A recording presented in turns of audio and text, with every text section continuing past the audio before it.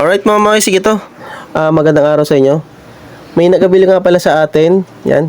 Kararating lang, nag-walk-in from parting Quezon. Yan. Ito. Isang Global PTT 5288 which is may repeater yan mga makisig. Tapos dalawang unit po ng MX1. Yan.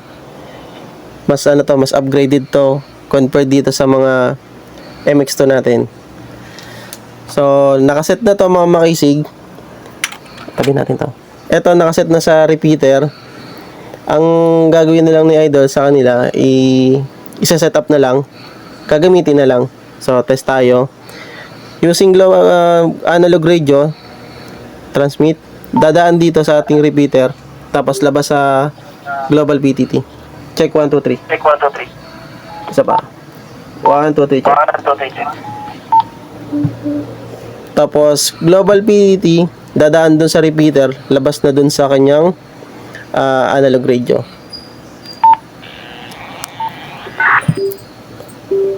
Nakakasagap na sa internet natin, okay. Tabi natin dito. May feedback yan. Check 1, 2, 3. Check 1, 2, 3. 1, 2, 3, check. 1, 2, 3, check. Ayan. So, mga maisig, ito. Ready to pick up na. Binock-in sa atin. Maraming salamat kay Idol. Medyo nahihiya. Hindi ko na i-mention yung pangalan. Yan. Bali, tatlo yan. Maraming salamat, Idol, sa pagtitiwala mo sa Makisig TV. Medyo makalat tayo. Tapos yung ibang unit natin. Sa mga naghahanap pala mga Makisig, may mga available tayong unit. Pinang demo natin. I-for sale na natin siya. Ito yung iba. Yan.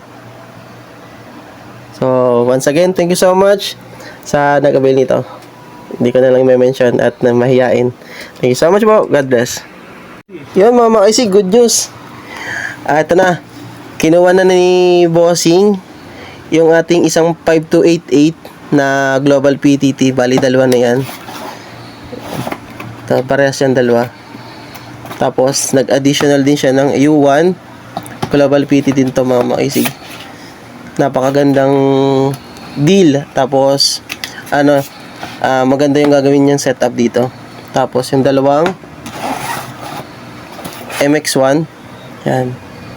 So binigyan na natin ng freebies ng lace. Isang setup yan. Tapos bali 1, 2, 3, 4, 5 units mga makisig. Maraming salamat kay Idol.